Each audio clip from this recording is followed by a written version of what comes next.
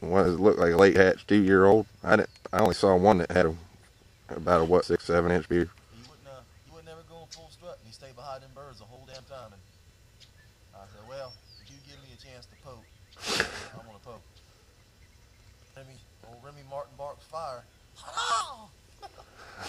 Go get your bird, man. Them Jakesters ain't gonna.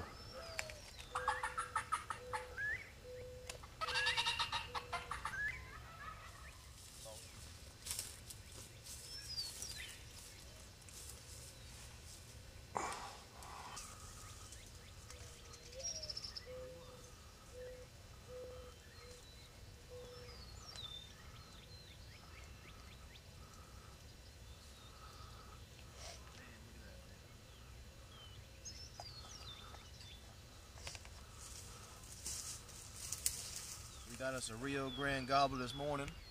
We came in first thing in the daylight, set some decoys out, began calling, and 5 birds fired off back over here and walked right up this old grassy road here, right into the decoys.